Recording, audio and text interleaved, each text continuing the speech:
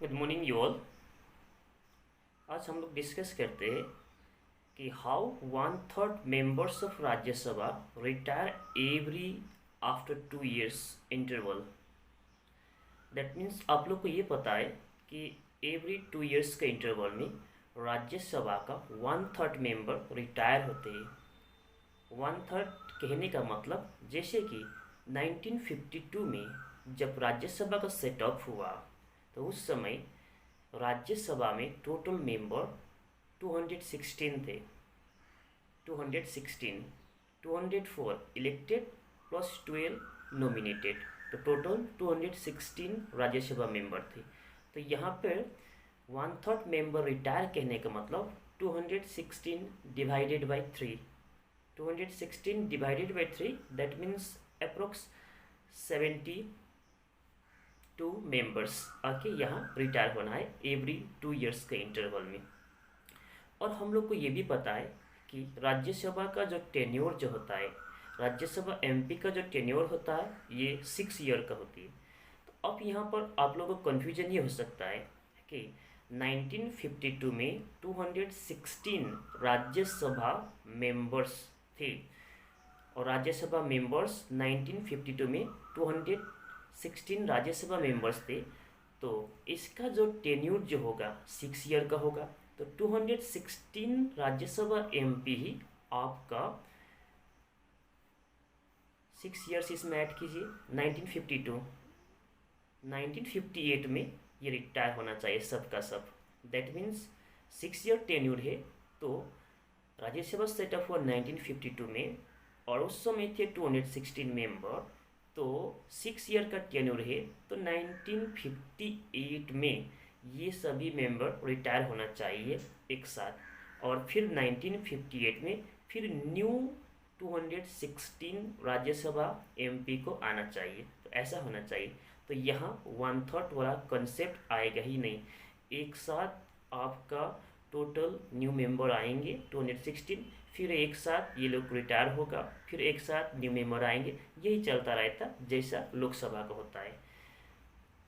तो यहाँ 1/3 का जो रिटायरमेंट जो पॉलिसी या तो कंसेप्ट को अडॉप्ट कराने के लिए क्या किया कि 1952 में प्रेसिडेंट ऑर्डर रिलीज़ किए। प्रेसिडेंट ने ऑर्डर रिलीज़ किए जिसको काउंसिल ऑफ स्टेट्स ऑर्डर भी कहते हैं, काउंसिल ऑफ स्टेट्स ऑर्डर, ठीक है।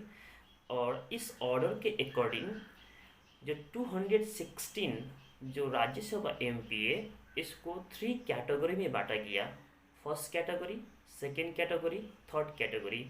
3 कैटेगरी में बांटा गया कहने का मतलब ही यहाँ पर 1/3 का कंसेप्ट आ गया।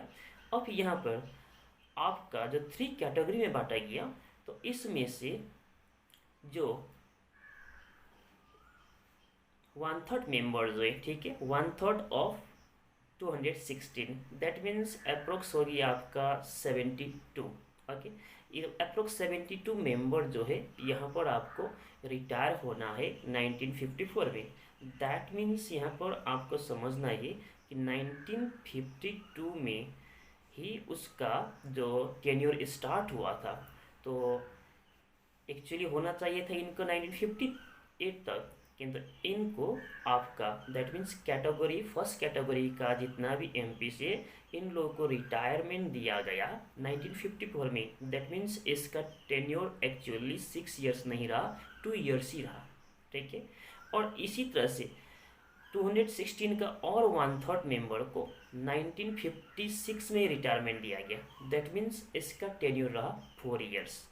दैट मीन्स 216 का 1/3 मेंबर रिटायर हो रहा है 1954 में, तो इसका टेन्योर 6 नहीं 2 years ही रहा। इसी तरह से 1/3 मेंबर ऑफ 216 का 1/3 इनको रिटायर दिया गया 1956 में। दैट मीन्स इसका टेन्योर रहा गया 4 years। और 1/3 जो बचता है इनको रिटायरमेंट दिया गया 1958 में, तो इनका जो है ऑलरेडी आपका 6 years कंप्लीट हो गया। दैट मीन्स 52 से 58 तक इनका 6 years कंप्लीट हो गया। दैट मीन्स बिगिनिंग का जो 1/3 1954 में दैट मीन्स 2 years का टेन्योर रहा, बिगिनिंग का 1/3 1956 में, दैट मीन्स 4 ईयर टर्म्स रहा, ठीक है, टेन्योर रहा।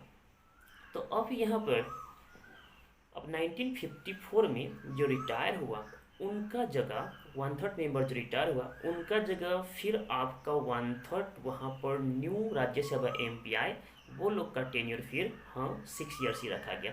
दैट मीन्स 54 से 6 ईयर्स 1960 में उसका टेन्योर खत्म होगा 6 ईयर्स का, ठीक है।